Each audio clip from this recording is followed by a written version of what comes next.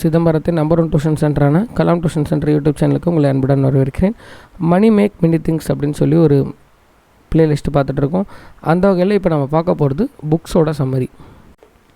ரொம்ப ஃபேமஸான ஒரு book, the psychology of money, அதாவது தமிழில் பணம் சார் உளவியல் அப்படின்னு சொல்கிறோம்.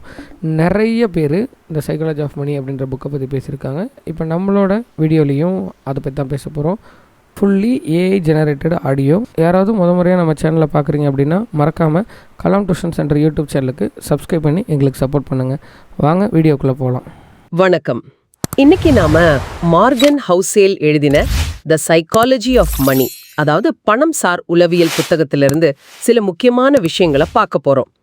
நீங்க பகிர்ந்துகிட்ட சில கருத்துக்கள் நிஜமாவே நம்ம பணத்தை பத்தி யோசிக்கிற விதத்தையே கொஞ்சம் மாத்துது. இது வெறும் கணக்கு வழக்கு புத்தகம் இல்ல, அதுக்கும் மேல நம்ம மனசு எப்படி வேலை செய்யுது, நம்ம பழக்க வழக்கங்கள், பணம்னு வரும்போது நம்ம எப்படி உணர்றோம், நடந்துக்கிறோம், இத பத்தி தான். சில விஷயங்கள் ஆச்சரியமா கூட இருக்கு. ஆமா, இதுல முக்கியமான பாயிண்ட் என்னன்னா, பண விஷயத்துல நம்ம எடுக்கிற முடிவுகள் வெறும் லாஜிக் மட்டும் இல்ல, நம்மளோட சொந்த அனுபவம், பயம், ஆசை, இதெல்லாம் தான் பின்னாடி இருக்கு. ஒருத்தருக்கு பைத்தியக்காரனமா தோன்ற ஒரு விஷயம், ஆமா, இன்னொருத்தரோட லைஃப் எக்ஸ்பீரியன்ஸ் வச்சு பார்த்தா அது ரொம்ப அர்த்தமுள்ளதா இருக்கலாம். இந்த புத்தகம் அந்த ஏன் அப்படிங்கறத தான் நல்லா சொல்லுது. சரி, இன்னும் கொஞ்சம் உள்ள போய் பார்ப்போம். முதல்ல ஆசிரியர் சொல்ற ஒரு முக்கியமான விஷயம், பண விஷயத்துல யாரும் முட்டாள் இல்லையாம். அதாவது ஒவ்வொருத்தரோட ஃபினான்ஷியல் டிசிஷன்ஸ் அது பார்க்க எவ்வளவு வித்தியாசமா தெரிஞ்சாலும் அவங்களோட உலகத்தை பார்க்குற பார்வையில இருந்து வருதாம். உங்களுக்கு புரியாத ஒண்ணு இன்னொருத்தருக்கு அவங்க அனுபவத்துல சரிதானே? மிகச்சரி. பாருங்க, ஒருத்தர் வளர்ந்த சூழ்நிலை, அவங்க பார்த்த பொருளாதாரம், குடும்பம், சமூகம், இது எல்லாமே அவங்க பண முடிவுல தெரிய வரும். ரொம்ப கஷ்டப்பட்டு பெரிய பொருளாதார வீழ்ச்சியை பார்த்து வளர்ந்த ஒருத்தருக்கும் நல்லா வளர்ந்து வர்ற பொருளாதாரத்தில் இருந்தவருக்கும் ரிஸ்க் எடுக்கிறத பத்தின பார்வை அது நிச்சயமா வேற மாதிரி தான் இருக்கும். நம்பர்ஸ், டேட்டாவை விட நம்ம சொந்த அனுபவம் தான் நமக்கு பெரிய பாடம் இல்லையா? ஆமா ஆமா. ஆனா இதுல ஒரு விஷயத்தை நம்ம புரிஞ்சுக்கணும். நம்ம அனுபவங்கிறது உலகத்துல நடந்ததோட ஒப்பிடும்போது ரொம்ப ரொம்ப சின்னது. இத நம்ம யோசிக்கிற விதத்தையே மாத்துது. அப்புறம் நீங்க சொன்ன இன்னொரு விஷயம் எனக்கு ரொம்ப பிடிச்சிருந்தது, அதிர்ஷ்டம் மற்றும் இடர், லக் அண்ட் ரிஸ்க். ஹவுசல் சொல்றாரு, வெற்றிங்கிறது வெறும் ஹார்ட் ஒர்க், திறமை மட்டும் இல்ல, தோல்வியும் சோம்பேறித்தனம் மட்டும் இல்லைன்னு.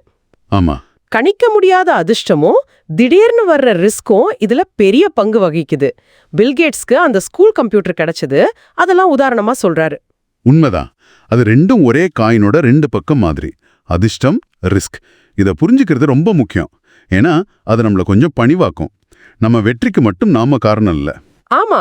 அதே மாதிரி மத்தவங்க கஷ்டப்படும் போது அவங்கள மட்டும் குறை சொல்லாம இருக்க இது உதவும். எல்லாமே நம்ம கண்ட்ரோல்ல இல்ல பாருங்க. அந்த பணிவு ரொம்ப முக்கியம்னு தோணுது. சரி, இதுல இருந்து அடுத்ததா செல்வம்னா என்னங்கிறதே இந்த புத்தகம் கொஞ்சம் வித்தியாசமா பாக்குது. ஒரு ஆச்சரியமான கருத்து என்னன்னா, உண்மையான செல்வம்ங்கிறது நீங்க பாக்குற காஸ்ட்லி கார் இல்ல பெரிய பங்களா இல்ல, அது நீங்க பார்க்காத, செலவு பண்ணாத பணம், சொத்துக்கள்லாம். நீங்க எவ்வளவு பணக்காரன்னு காட்டிக்கிறீங்களோ அவ்வளோ வேகமா உங்க பணம் குறையும்னு சொல்றாரு. இது பார்க்க முரணா தெரிஞ்சாலும் ரொம்ப ஆழமான உண்மை. செல்வம்னா உங்க வருமானம் மட்டும் இல்ல, அது உங்க சேமிப்பு விகிதம். அதாவது நீங்க எவ்வளவு சம்பாதிக்கிறீங்கிறத விட அதுல எவ்வளவு உங்ககிட்ட தங்குதுங்கிறது தான் முக்கியம். ஓஹோ, யோசிச்சு பாருங்க. உண்மையிலே பெரிய பணக்காரர் ஒரு சாதாரண கார்ல யாருமே கண்டுக்காம போகலாம். இந்த மாதிரி கண்டுக்கு தெரியாத செல்வம் தான் நமக்கு எதிர்காலத்துல சுதந்திரத்தையும் வாய்ப்புகளையும் தருது. ஒரு குறிக்கோளே இல்லாம சேமிச்சா கூட அது நல்லதுலாம். சேமிப்புங்கிறது உங்க ஈகோக்கும் வருமானத்துக்கும் நடுவுல இருக்கிற கேப்னு கூட சொல்லலாம். அப்போ சரி, ஆடம்பர பொருள்லாம் இல்லைன்னா பணத்தோட உண்மையான மதிப்பு என்ன? இதுதான் எனக்கு இந்த புத்தகத்துல ரொம்ப முக்கியமான விஷயமா தோணுச்சு. ஹெல்ஸே சொல்றதும் நிறைய ஆய்வுகள் சொல்றதும் ஒண்ணுதான்.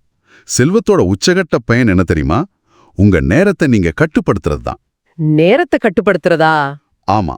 காலையில எந்திரிச்சு இன்னைக்கு நான் என்ன நினைக்கிறேனோ அதை செய்ய முடியும்னு சொல்ற அந்த ஒரு ஃபீலிங், நீங்க விரும்பினவங்களோட நீங்க விரும்பின விஷயத்த நீங்க விரும்புற வரைக்கும் செய்யற சுதந்திரம், அந்த உணர்வு எந்த பெரிய பொருளை விடவும் அதிகமான நிலையான சந்தோஷத்தை தரும். சேமிப்புங்கிறது அந்த சுதந்திரத்தை வாங்கறதுக்கான ஒரு வழி. அப்போ சுருக்கமா சொல்லணும்னா, இந்த பணம் சார் உளவியல் புத்தகத்திலிருந்து நீங்க புரிஞ்சிக்க வேண்டியது, நம்ம பணக்கதைங்கிறது நம்ம அனுபவத்தால ஆனது. அதிர்ஷ்டமும் சரி இடரும் சரி ரெண்டுமே நிஜம். உண்மையான செல்வம் பெரும்பாலும் கண்ணுக்கு தெரியாது. கடைசியா பணத்தோட மிகப்பெரிய சக்தி அது நம்ம நேரத்தையும் வாழ்க்கையும் நம்ம கண்ட்ரோல்ல கொண்டு வர உதவுறது தான். இந்த உரையாடலை முடிக்கிறதுக்கு முன்னாடி உங்களுக்காக ஒரு சின்ன கேள்வி. இந்த புத்தகத்தோட பார்வையிலேருந்து வர்றது உங்க சொந்த வாழ்க்கையில போதும், அதாவது இன்னஃப் அப்படிங்கறத நீங்க எப்படி முடிவு செய்வீங்க? எந்த இடத்துல இன்னும் வேணும்னு ஓடுறத நிறுத்திட்டு உங்ககிட்ட இருக்கிறத வச்சு சந்தோஷத்தையும் சுதந்திரத்தையும் அனுபவிக்க ஆரம்பிப்பீங்க? உங்களுக்கான அந்த போதுங்கிறத பத்தி யோசிக்கிறது நீங்க எடுக்க போற முக்கியமான நிதி முடிவுகள்ல ஒண்ணா இருக்கலாம். இத பத்தி கொஞ்சம் யோசிச்சு பாருங்க. நிச்சயமா யோசிக்க வேண்டிய ஒரு விஷயம்.